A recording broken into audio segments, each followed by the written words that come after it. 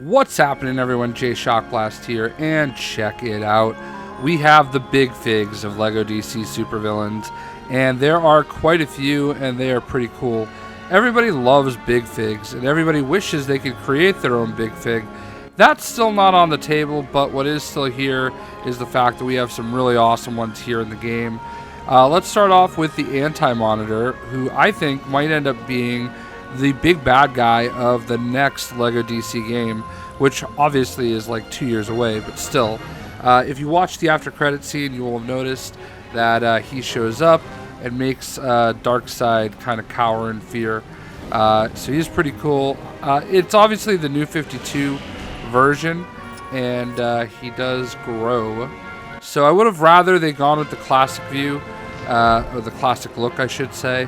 But it's very, very clear that this game started during the New 52 phase, or some of the planning, because there are a bunch of New 52 characters here. So there we go, Anti-Monitor. We also have Atrocitus, my favorite character in the game, and the leader of the Red Lantern Corps.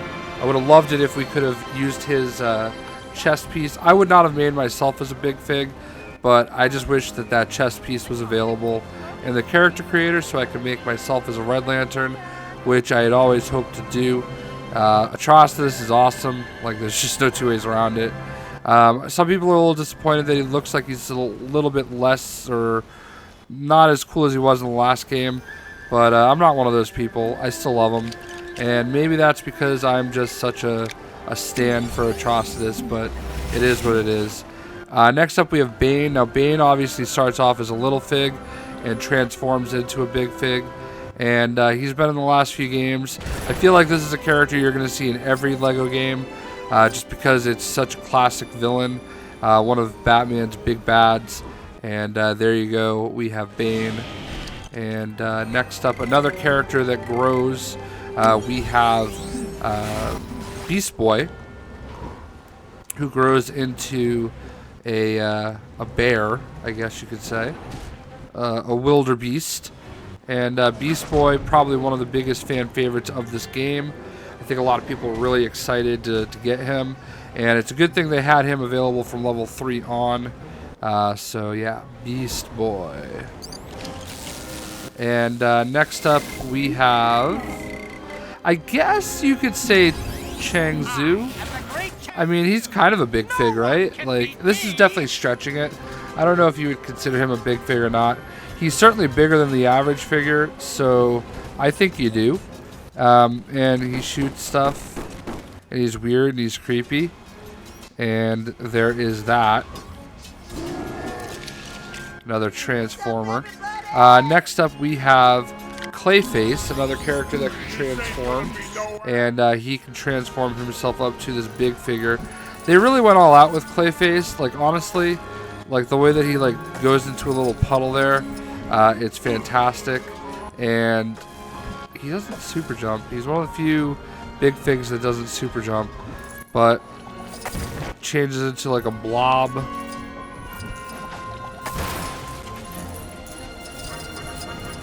Very, very big upgrade for the big figs as far as he is concerned, and definitely like they got the best of his power, you know, like that's just so cool. And I would have loved it if Sandman did the same thing in LEGO Marvel. So obviously he shrinks back down. Next up we have Cyclops, or not Cyborg, Cyclops. So Cyborg obviously turns into a big old mech. And again, like Clayface, he has a little bit of extra animation, which we haven't normally seen with the big figs. The big figs are usually just big and brooding. But with Cyborg, you know, because he's a mech here, he just does just a little bit more, like the little spinning of the arms, stuff like that. So, oh, he's stuck. So there you go, Cyborg, another Transformer. Next up we have Darkside. The forces of Apocalypse will rule.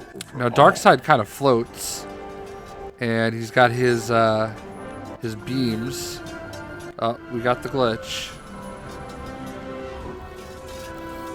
Alright, we fixed it.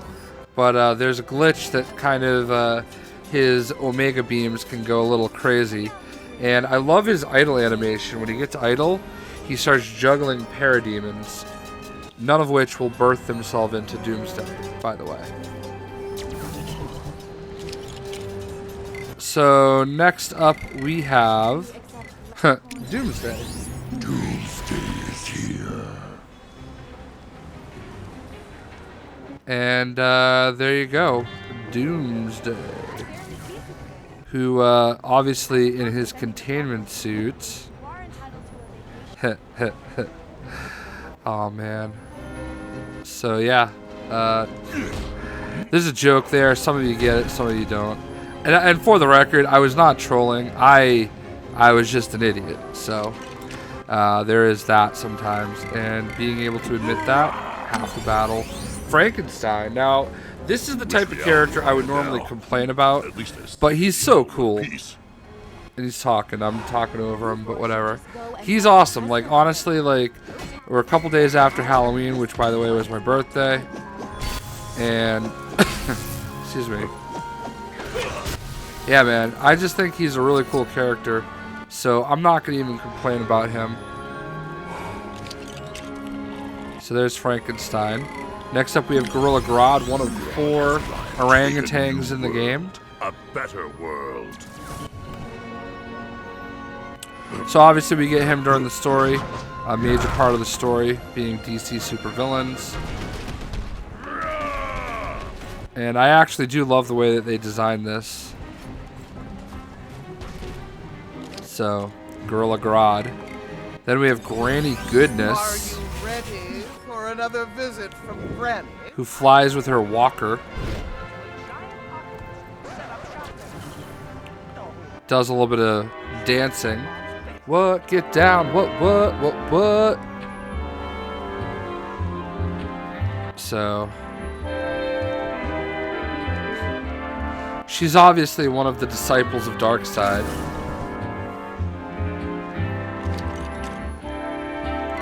So, Granny Goodness.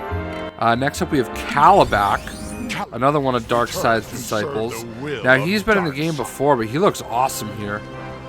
And again, I wish some of these costumes were available in the character creator, because that one's pretty cool.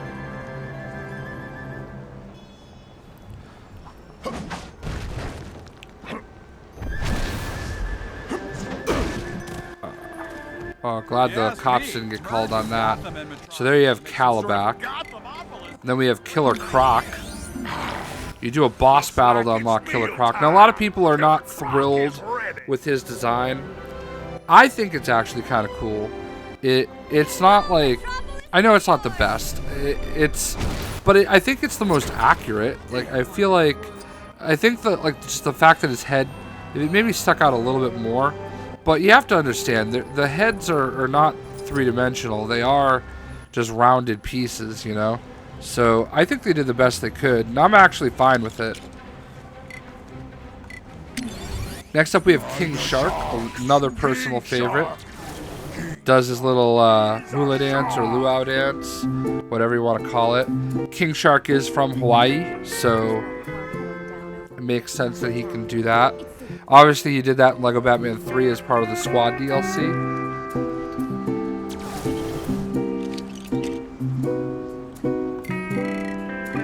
Next up, we have Mammoth, one of the Teen Titan baddies.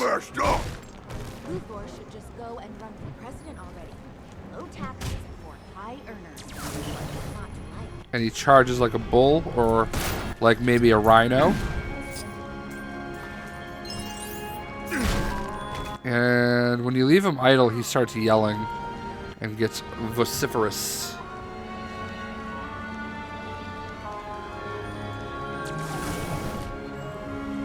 Well, he also does that. I swear, if you give him just another second, he'll roar. Or pound his fists again. I wish you could predict or cause the board effects. There it is. So that's Mammoth. Next we have the true form of Martian Manhunter. Big figs that can fly. That's a new thing, and a newish thing, and I like it. Obviously, Atrocitus can fly in Lego Batman 3. But I mean, it's not always been there. Especially super big figs that can fly. Next up we have Mangal.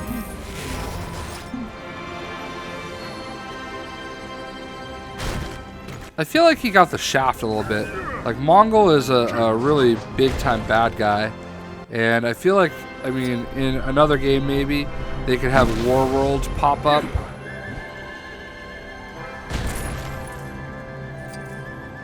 But yeah, I mean, he is a little basic, and he does look Darksidey. Like, they could be brothers and be like, you know, the Brothers of Destruction, no Undertaker and Kane. But Mangal, and we have Monsieur Mala,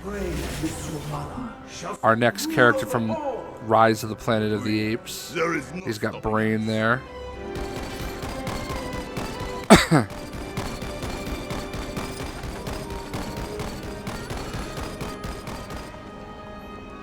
All right, and Parasite. So much power. I don't A know little where creepy. to start. Now, Parasite obviously leeches off of metahumans. I know that it's like impractical, but it would have been cool if there was like an ability where he could like steal metahuman actual abilities. So like if you had him out there with, you know, Hawkman. I don't know if you consider Hawkman a metahuman, but he's out there with Hawkman. He has the ability to fly. You know, stuff like that. Would have been cool. I don't know, obviously, if the structure of the game would allow it, but I digress. So our next big figure is Solomon Grundy, born on a Monday. I love the tombstone slap. Each time he comes down with a different character.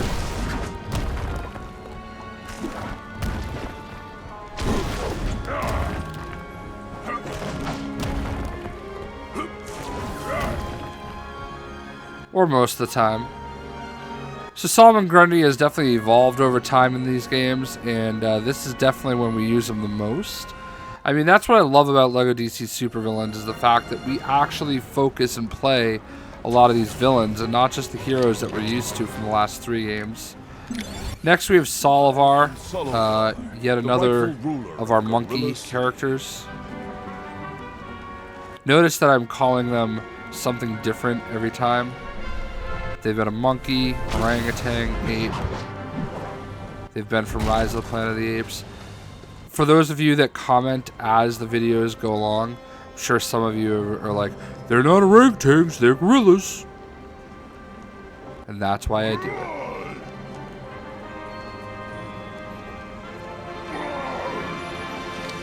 So there you go, Sala Var. Next up, we have probably the most underappreciated big fig in the game. We have Steppenwolf. And Steppenwolf is freaking cool, man. Look at this guy. Like, again, I wish we had these type of materials to work with in the character creator. Maybe someday we will get the big fig character creator. I think that's the next evolution. Maybe we'll get that when the next Marvel game comes out. Because I feel like we're scheduled for a Star Wars one in between Lego, DC and Marvel. But man, he is so cool. Very, very, very underappreciated. As a matter of fact, we're going to leave him out the rest of the way instead of Darkside. Because our next big figure is Ultra-Humanite. We've had a little bit of disagreement over whether or not, you know, Ultra-Humanite should have been in this game again. And I just think he's a boring character. There's 3 other... I don't know another word for monkey or ape or gorilla. So there's already 3 others in the game. So because he's been in the game before, I would have skipped him and tried to pick another character. Personally, I understand he's one of Superman's early villains, but like, yo, nobody would miss him if he wasn't in the game. So That is all the big figs on the main roster. There are also 2 big figs as part of some of the DLC that's out now. We have Ettrick the Demon. I haven't made a feature video on him yet. He was in the last game, but again, they've evolved the character, and I do think he looks pretty fantastic. I really do think he's a cool-looking character. He does not transform into Jason Blood, unfortunately. Maybe next time, but I don't know that that's really something people are going to miss too badly. And then last but not least, we have Swamp Thing. Swamp Thing's been in the games before. This is obviously the new 52 version of Swamp Thing. I believe he was also in the last game. I wish he grew wings and could fly, because that is definitely what he does as his new 52 version. But, you know, it was a miss there.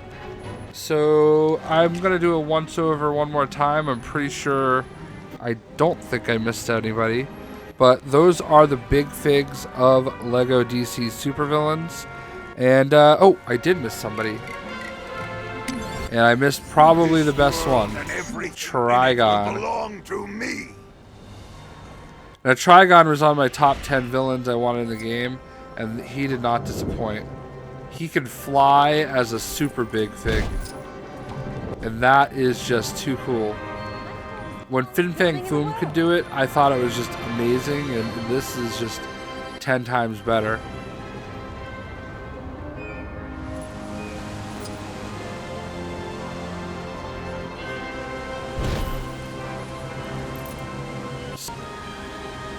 Haha, I knew I missed somebody.